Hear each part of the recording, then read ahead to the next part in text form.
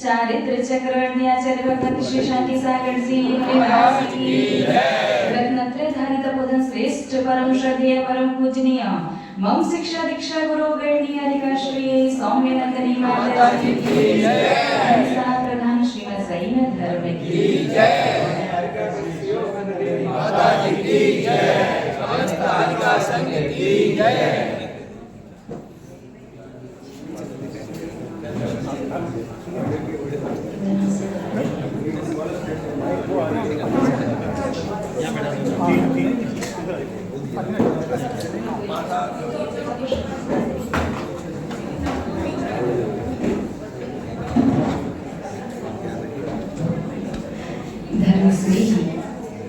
आप सभी भव्य महानुभाव, विषय चल रहा है अभिषेक के संदर्भ में। भगवान जिनेंद्र देव का जिन प्रतिमा का अभिषेक कैसे किया जाता है, कौन कौन सी क्रियाएं मुख्य रूप से करना आवश्यक है, कैसे भावों से अभिषेक देखा जाता है और कैसे एक अभिषेक भी हमारे भव भवांतर को सुधार सकता है। सर्वप्रथम आप लोगों को ये याद होना चाहिए कि अभिषेक 4 प्रकार का होता है। अभिषेक कितने प्रकार का? 4 प्रकार का। पहला अभिषेक है जन्माभिषेक। कौन सा? जन्माभिषेक। तीर्थंकर बालक का सुमेरु पर्वत पर स्वधर्म इंद्र और ईशान इंद्र के द्वारा जो अभिषेक होता है, किसका? तीर्थंकर बालक का। वो कौन सा अभिषेक है? जन्माभिषेक। कोई भी किसी भी राजकुमार को जब राजा बनाया जाता है तो उस समय उसका जो अभिषेक होता है वो कौन सा अभिषेक है? राज्याभिषेक। दीक्षा के समय जो अभिषेक होता है वो दीक्षाभिषेक। कोई भी संसारी जीव, संसारी प्राणी जब दीक्षा लेता है तो दीक्षा संस्कार के समय उसका सिर से जल डाल करके अभिषेक किया जाता है। ऐसे कटोरा या प्लेट कुछ नीचे लगा लेते हैं, ऊपर से सिर से जल डाला जाता है। वो कौन सा अभिषेक है? दीक्षाभिषेक। और चौथा भगवान जिनेंद्र देव की प्रतिमा का जो अभिषेक होता है, इसके 2 नाम हैं, एक तो चतुर्थाभिषेक और एक प्रतिमाभिषेक। कौन सा अभिषेक है? चतुर्थाभिषेक और प्रतिमाभिषेक। महानुभाव, इतने पुण्यात्मा, इतने सौभाग्यशाली हैं आप लोग। यदि भगवान साक्षात होते तो साक्षात तीर्थंकर को सौधर्मेंद्र, यहाँ तक कि गणधर देव भी नहीं छू सकते। लेकिन आप लोग कितने पुण्यात्मा हैं, प्रतिदिन शुद्धि के शुद्ध वस्त्रों को पहन करके आकर के आप भगवान की प्रतिमा को स्पर्श कर सकते हैं, कर पा रहे हैं। बड़े पुण्यात्मा हैं। बस अब थोड़ी सी अपनी क्रियाओं को ठीक से समझने की आवश्यकता है। आप जब भगवान का अभिषेक करने जिन मंदिर जाते हैं तो आप सभी लोगों ने समझा कि अभिषेक की शुरुआत तो कुएं से पानी भरने से ही हो जाती है, तो उसी क्रिया से आपको सम्मिलित होना चाहिए। अगर जल भरने की क्रिया से सम्मिलित ना भी हो पाओ तो कब से हो जाओ? जब से मंगलाष्टक शुरू होता है। और यदि कोई बहुत ज्यादा बिजी है, जीवन में इतना समय प्रतिदिन नहीं निकाल सकता, या अन्य किसी वजह से आप सुबह से जल्दी नहीं आ सकते, तो कम से कम कितनी बातों का? 4 बातों का। कौन कौन सी?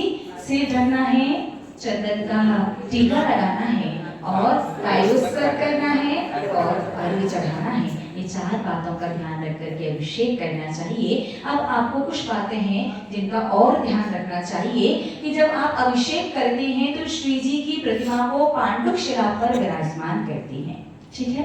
तो पांडुक शिला में क्या बनाया जाता है? भैया लोगों से, क्योंकि आप लोग तो श्रीम श्रीम सोच लो, श्रीम या श्री बनाते हैं हम लोग, तो ये भी ठीक है, कुछ श्री कुछ श्री। देखिए दोनों में बहुत अंतर है।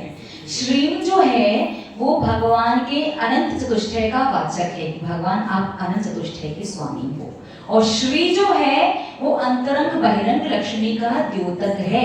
अर्थात पांडुक शिला पर श्रीकार लेखन, श्रीम नहीं बनाया जाता। श्रीम का मतलब है श्री में बिंदी लगाना ऊपर, ना तो बिंदी लगाई जाती है, ना ही विसर्ग लगाया जाता है, और ना ही आजू बाजू में जो बहुत से लोग 2-2 लाइनें बना देती है, ना 2 लाइन बनाई जाती है, ना ओम बनाया जाता है, ना स्वास्तिक बनाया जाता है, और ना ही किसी प्रकार की कोई गिनती वगैरह कुछ भी नहीं लिखा जाता। पांडुक शिला पर सिर्फ श्री बनाया जाता है, और श्री किस चीज का प्रतीक है? अंतरंग बहिरंग लक्ष्मी का। अर्थात पांडुक शिला पर श्री बना करके आप इस प्रकार से कर्मों को बताते हो कि जो श्री है वो भगवान की अंतरंग बहिरंग लक्ष्मी का द्योतक है कि भगवान आप अंतरंग बहिरंग लक्ष्मी के स्वामी हो। और याद रखो, जो भी श्रीकार लेखन करने के बाद पांडुक शिला पर श्री जी की प्रतिमा विराजमान करके फिर उसका अभिषेक करता है ना, तो उसे भी अंतरंग बहिरंग लक्ष्मी की प्राप्ति होती है। श्रीकार लेखन के बाद प्रत्येक पांडुक शिला पर श्रीकार लेखन होना ही चाहिए, और पांडुक शिला पर बाहर नहीं होता।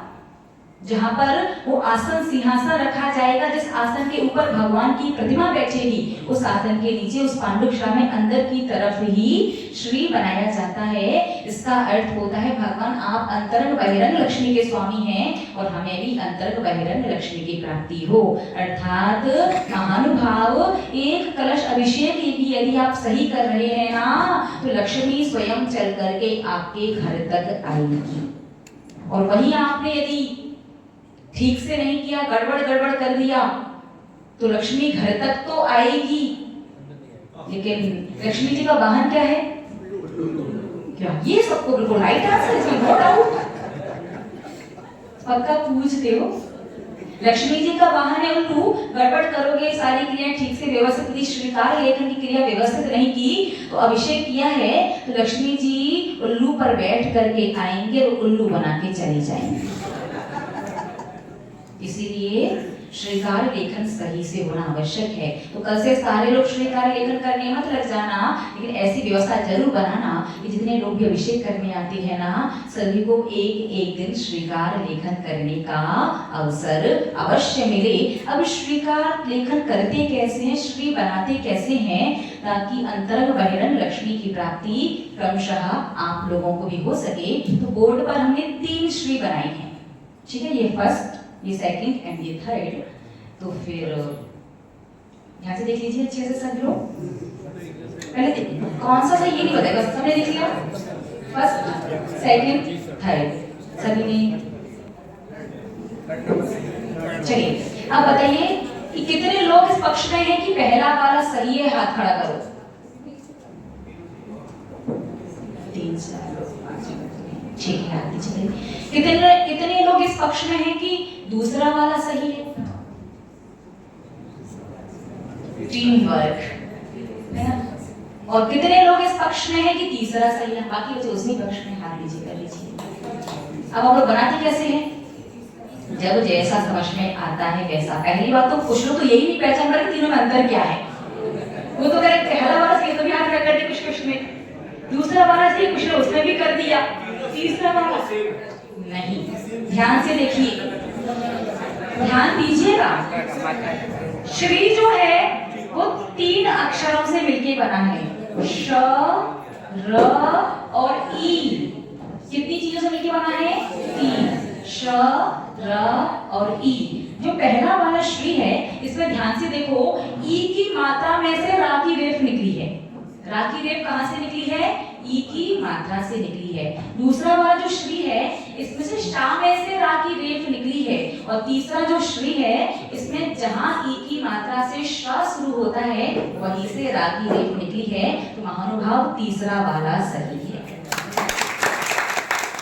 देखो तालियां बजा रहे हो, ठीक है, लेकिन पता अंतर आप लोग समझ तो नहीं पा रहे थे। ये देखने में तो तीनों एक से ही लग रहे हैं, समझ में तो नहीं आ रहा। तो ध्यान दीजिए, अंतर समझ में आया?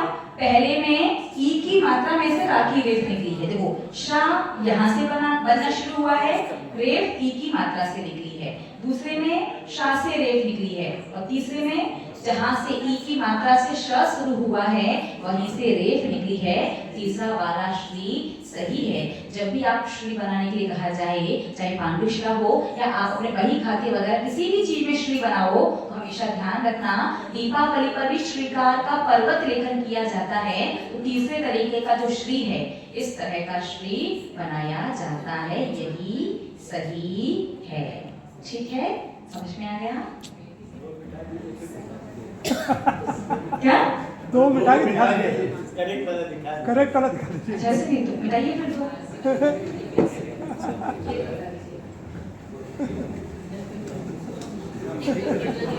अब दिखा दीजिए। अब ध्यान से देखो कैसे बना है। जहाँ से श शुरू हुआ है, ई की मात्रा जो शुरू डंडा है ई की मात्रा का, तो वहां जाके श शुरू हुआ है वहीं से र शुरू होगा। ठीक है, ऐसे लिख लो चाहे ऐसे लिखो, चाहे कैसे भी बनना ऐसे चाहिए। नहीं, हाँ, लिखने में चाहे आप शा से शुरू करो, चाहे मात्रा से शुरू करो, चाहे रा से शुरू करो, लेकिन लिखा ऐसे जाना चाहिए। महानुभाव तो पांडुशिला पर किया जाता है श्रीकार लेखन, और श्रीकार लेखन करना अनामिका अंगुली से। ये अकेली अनामिका अंगुली से लेखन करोगे तो भरपूर शांति की प्राप्ति होगी। लक्ष्मी अंतरंग बहिरंग लक्ष्मी आएगी, सो वो आएगी ही, साथ में विशेष रूप से शांति की प्राप्ति भी होती है अनामिका अंगुली के माध्यम से। इसलिए श्रीकार लेखन किससे करेंगे भैया लोग?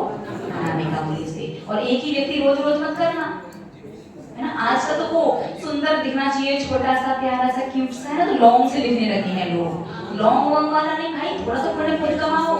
ये तो ऐसा हो गया कि आप बस भोजन देख लो, बाकी आप पेमेंट भोजन का आप करो, पैसे आप कमाओ, और आपका नाम लेकर के दूसरा व्यक्ति खाना खाए, तो पेट भरेगा क्या आपका?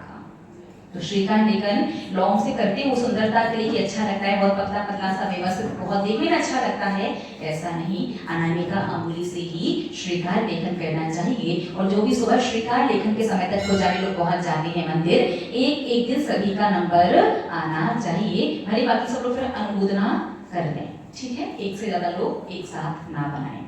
ठीक है, समझ में आ गया। श्रीकार लेखन हो गया। अब श्रीकार लेखन के बाद अभिषेक कैसे करना चाहिए और अभिषेक कैसे देखना चाहिए, ये 2 महत्वपूर्ण प्रश्न हैं। पहला प्रश्न कैसे करना चाहिए, तो हमारे आपसे 2 क्वेश्चन हैं, 2 प्रश्न। अभिषेक का नाम क्या है? मस्तकाभिषेक या सिराभिषेक? दूसरा, अभिषेक का नाम कलशाभिषेक या झारी अभिषेक? तो जानते हो फिर गड़बड़ क्यों करती हो? शांति धारा झारी से करो चाहे कलश से, उसके दोनों प्रमाण मिलते हैं, लेकिन अभिषेक का प्रमाण क्या मिलता है? कलशाभिषेक, मस्तकाभिषेक। कभी कंधाभिषेक या चरणाभिषेक या सिराभिषेक तो नहीं?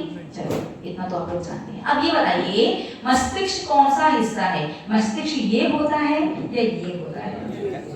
अच्छा, ये मस्तिष्क है, तो फिर सिर कौन सा है? अच्छा, कमाल कर रहे हो। देखिए, ये क्या है? सिर, और ये क्या है?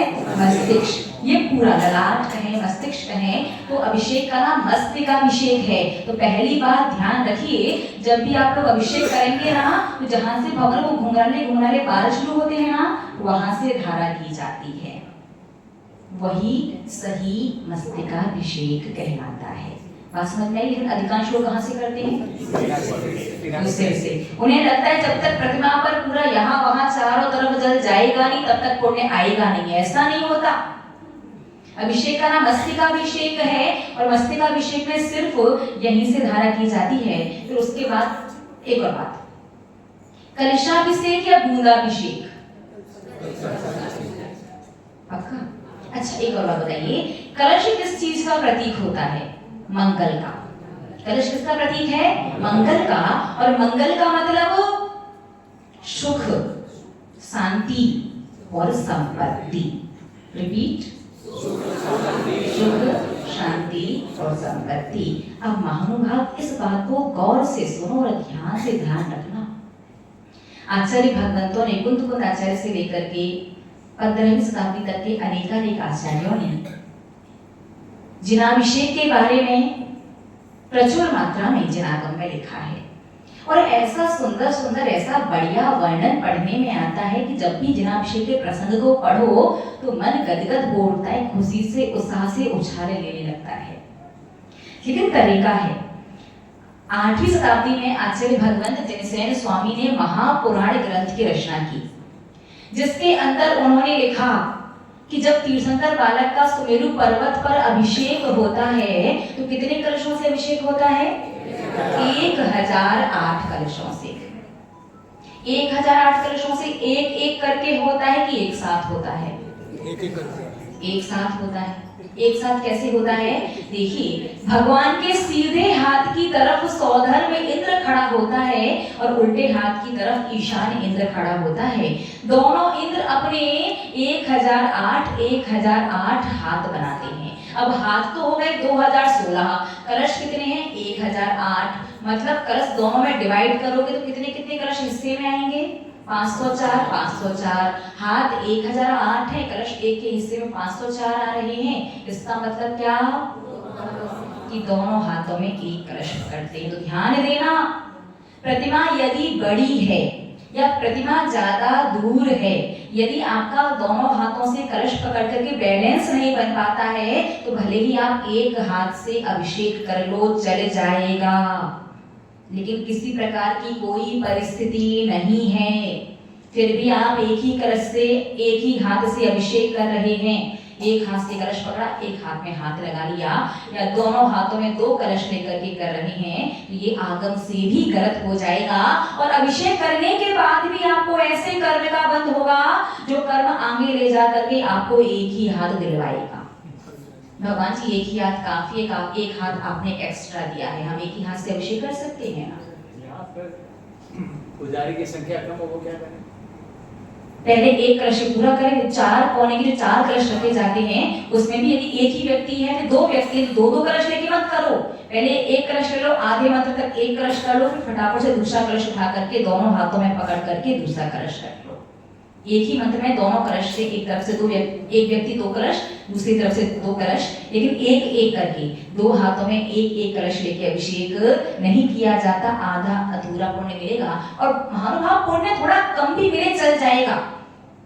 हम आपको जो भी क्रियाएं सुधार करवा रहे हैं पुण्य के लिए नहीं करवा रहे, ये सुधार करवा रहे हैं सिर्फ पाप से बचाने के लिए, पाप की निर्जरा के लिए। पहले पिछला जो खाता पाप का आपके पास खुला हुआ है, जो क्वांटिटी सत्ता में जो कर्म प्रचुर मात्रा में बैठे हुए हैं, पहले उन पापों को निकाले तो लो, बाद में पुण्य संचय के तो बहुत सारे बहुत विशेष मौके आपके समक्ष आते रहेंगे। पुण्य संचय करते रहिए और धर्म की हर क्रिया से पाप की निर्जरा तो है ही, साथ में पुण्य का बंध भी अपने आप ही होता है। तो आपको विशेष ध्यान रखना है, ना तो एक हाथ से कलश लेके अभिषेक करना है, ना 2 हाथ में 2 कलश लेकर के। आदि पुराण ग्रंथ में क्या लिखा कि सौधर्म और ईशान इंद्र भी 1008 हाथ बनाते हैं और 504 कलश पकड़ते हैं। 2 हाथों में एक कलश और सारे कलश एक साथ होते हैं। याद रखना, एक एक कलश करके अभिषेक नहीं होता भगवान का, 1008 कलशों से एक साथ अभिषेक होता है। कलश का साइज कितना बड़ा होता है? 1 योजन का मुंह, यानी 12 किलोमीटर का उसका मुंह होता है जिसमें से पानी बाहर निकलेगा कलश। 48 किलोमीटर का उसका पेट है, बदन उदर अवगाह कलश गति जानिए। 1 4 वसु योजन मान प्रमाणिए। तो एक योजन का मुंह 12 किलोमीटर का मुंह, चौड़ाई 48 किलोमीटर और गहराई 96 किलोमीटर। बस भगवान चाहे बड़े हों, भगवान आदिनाथ स्वामी 500 धनुष की पूर्ण अवगाहना थी। अब जिसकी हाइट बड़े होकर के 500 धनुष की होगी, वो बच्चा भी थोड़ा बड़ा ही पैदा हुआ होगा। ये भगवान महावीर स्वामी तो कितने हाथ के थे? टोटल फुल अवगाहना उनकी 7 हाथ की थी। तो 7 हाथ का बच्चा कितना होगा? वो तो ज्यादा बड़ा नहीं हुआ होगा। फिर भी उनके ऊपर भी 1008, क्योंकि तीर्थंकर अतुल्य बल के धारी होते हैं, अतुलित बल के स्वामी हैं। तो 1008 कलश एक साथ तीर्थंकर के मस्तिष्क पर किए जाते हैं। जब इतना होता है, सोचो 96 किलोमीटर गहरा, 48 किलोमीटर चौड़ा, ऐसे कितने कलश? 1008 कलश से जब एक साथ अभिषेक होता है तो ऐसा लगता है जैसे वहां से पूरा समुद्र ही पानी का बह रहा हो। अब आप लोग कैसा अभिषेक करते हो, ध्यान दीजिए।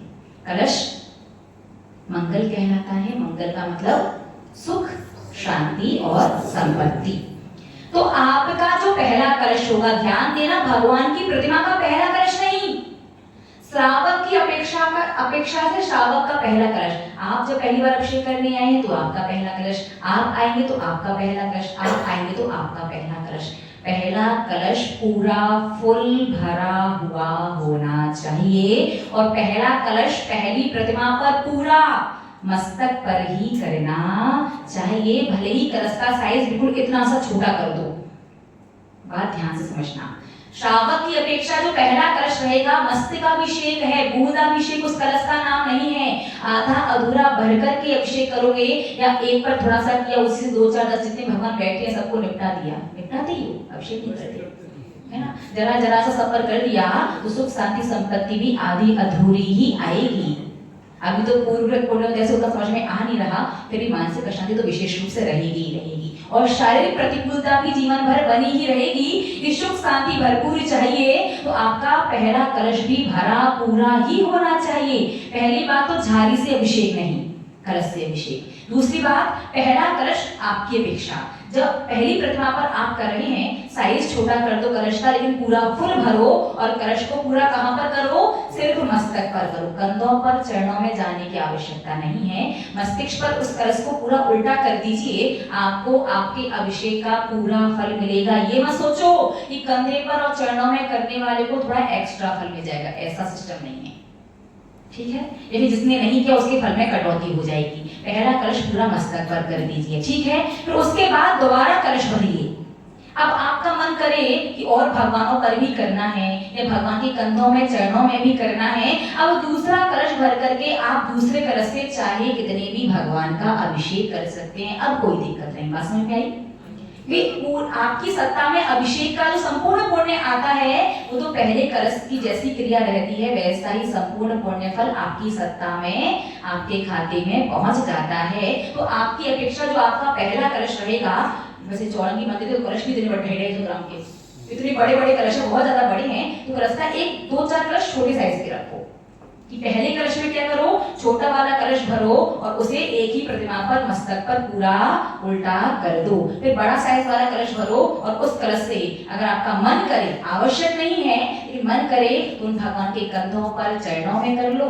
और अन्य जितने भी भगवान है, 5-10 जो भगवान रहते हैं, फिर दूसरे कलश से आप चाहे कितने भी भगवान का अभिषेक कर सकते हैं। फिर आपके पुण्य में किसी प्रकार की कोई भी कमी, कोई भी कटौती नहीं होगी। अभिषेक का समझ में आया? नहीं करे तो अनादर नहीं है क्या? हम एक प्रतिमा पर करिए। हाँ, अगर आपने एक प्रतिमा पर अभिषेक कर लिया, बाकी अन्य प्रतिमा पर नहीं भी करते हैं तो किसी प्रकार का कोई अनादर का दोष नहीं लगेगा, कोई आवश्यकता नहीं है। आप करना चाहो तो करो, अन्य प्रतिमाओं पर नहीं भी करो तो भी चल जाता है। एक प्रतिमा पर प्रतिदिन आपको एक कलश अभिषेक तो करना ही चाहिए कि असंख्यात भवों का पुण्य उदय में आया। तब क्या मिला? जैन कुल मनुष्य पर्याय, तन पर शुद्ध वस्त्र और हाथों में अभिषेक का कलश मिला। ठीक है, एक प्रतिमा पर तो अवश्य ही करो, भले कलश का साइज छोटा रखो। अभिषेक का समय, अब अभिषेक कैसे करना है सबका क्लियर हुआ ना। जब अभिषेक करोगे तो मन मन में मंत्र पढ़ो। अब आपने अभिषेक कर लिया, आप साइड से खड़े हो, फिर जोर जोर से चाहे मंत्र पढ़ो, चाहे भक्ति पढ़ो, चाहे पाठ पढ़ो। आप यदि अभिषेक नहीं कर रहे, आप यदि परिमार्जन नहीं कर रहे, दूर साइड से खड़े हुए हैं, तो आप जोर जोर से कुछ भी पढ़ सकते हैं। जब आप परिमार्जन कर रहे हैं, जब आप अभिषेक कर रहे हैं, तब आपको मन ही मन में पढ़ना है, मुंह चला करके नहीं पढ़ना है। हाँ, चरण छुए जो जाते हैं वो छुए जाते हैं पांडुशिला पर आने से पहले। हमेशा याद रखिए, भगवान के चरण स्पर्श वेदी में जब भगवान विराजमान है तब किए जाते हैं आसन पर। जो वेदी पर है वो भगवान का सिंहासन है, बैठने की गद्दी। जो पांडुशिला है वो किसकी है? अभिषेक की गद्दी है। तो स्नानागार में पैर छूने जाते हुए बड़े बुजुर्ग के, या फिर कमरे में जब आराम से बैठे तब छूते हो, ये कॉमन। देखो, किसी सामान्य व्यक्ति के नहाने की तुलना भगवान के अभिषेक से नहीं कर रहे। ये तो एक एग्जांपल देकर के आपको समझाने का प्रयास कर रहे हैं कि पांडुशिला भगवान के अभिषेक की गद्दी है। वहां पर याद रखना, चरण स्पर्श नहीं करना चाहिए। जो भगवान वेदी पर बैठे हैं उनके चरण स्पर्श कीजिए। और भी कितने भगवान के करो, कैसे करो, इस विषय को अपन कल ले लेंगे। अभी पहले अभिषेक के विषय को थोड़ा अच्छे से समझ लीजिए। अभिषेक हो गया, अब गंधोदक कब लेना चाहिए? बहुत से लोग तो बीच में खुद ने स्वयं ने अभिषेक किया, वहीं थाली से लेने लग जाते हैं। कोई टोटी में से आ रहा है वहीं से लेने लग जाते हैं। कई कई प्रकार से श्रावक अभिषेक लेता है। याद रखिए, भगवान का अभिषेक कब लेना चाहिए? भगवान का अभिषेक सही विधि तो यही है कि जब परिमार्जन वगैरह होकर के भगवान जी वापस वेदी पर बैठ जाए तब अभिषेक लो। लेकिन अब इतना समय नहीं कि गंधोदक के लिए इतनी देर तक रुक सके, तो फिर क्या करें? तो जब अभिषेक हो गया, फिर शांति धारा हो गई, और शांति धारा का जो एक समुच्चय अर्घ होता है ना, उदक चंदन बोल करके जो अर्घ चढ़ाते हैं, जब एक अर्घ चढ़ जाए उसके बाद अभिषेक ले सकते हैं। अगर उससे पहले ले लिया तो क्या? तो जैसे महानुभाव, यदि आपको कहीं जाने की जल्दी है, जोरों की भूख लगी है, लेकिन अभी पूरियां बन रही थी, खाना बन रहा था, आपको जल्दी थी, तो आपने आधी सकी आधी कच्ची, आधी बिना सकी पूरी ऐसी गरम गरम कढ़ाई से निकलवाई और फटाफट से खाया और चले गए, तो क्या होगा? पेट तो भर जाएगा, लेकिन आधी कच्ची आधी पक्की पूरी खाई है तो थोड़ी देर बाद पेट में दर्द शुरू हो जाएगा। ठीक ऐसे ही अभिषेक का जो पूर्ण फल है, उसका जो अतिशय है, उसका जो चमत्कार है, उसकी जो महिमा है ना, वो आपको तभी मिलेगी जब शांति धारा का एक अर्घ चढ़ जाएगा। एक अर्घ चढ़ने से पहले जो भी गंधोदक लगाते हैं वो आधा अधूरा पावर वाला गंधोदक लगाया है उन्होंने। कितनी पावर का? आधा अधूरा। तो आधा अधूरा ही काम होगा, आधा अधूरा ही फल मिलेगा। फिर बैठ करके लगाते रहना दोष कि हम तो इतना कर रहे, इतना कर रहे, शास्त्रों में ऐसा लिखा, भगवान ने इतना कहा, साधु संत इतना बताते हैं, हमें तो कोई फल नहीं मिल रहा। तो महानुभाव, बस थोड़ा थोड़ा सा अपने आप को ही सुधारने की आवश्यकता है। आज का समय पूर्ण हो चुका है, तो आज आपने 2 पॉइंट समझे कि पांडुशिला पर श्रीकार लेखन कैसे किया जाता है और श्री का महत्व क्या है, और दूसरा पॉइंट गंधोदक कब लेना चाहिए। अब कल आपको बताएंगे कि चरण स्पर्श कब करने चाहिए और कैसे करने चाहिए, और अभिषेक कैसे देखना चाहिए, जिसका फल किसे मिले? आपके एक व्यक्ति भी घर से आया है तो उसका फल पूरे परिवार वालों को मिलेगा। कौन सा फल मिलेगा? जिससे प्राकृतिक आपदाएं, एक्सीडेंटल डेथ टल जाएगी। तो ऐसा किस प्रकार मिलेगा, क्या करना होगा, शेष चर्चा कल पुनः। तब तक के लिए जय परम श्रद्धेय परम पूजनीय शिक्षा दीक्षा गुरु गर्णी हरिकर श्री स्वामी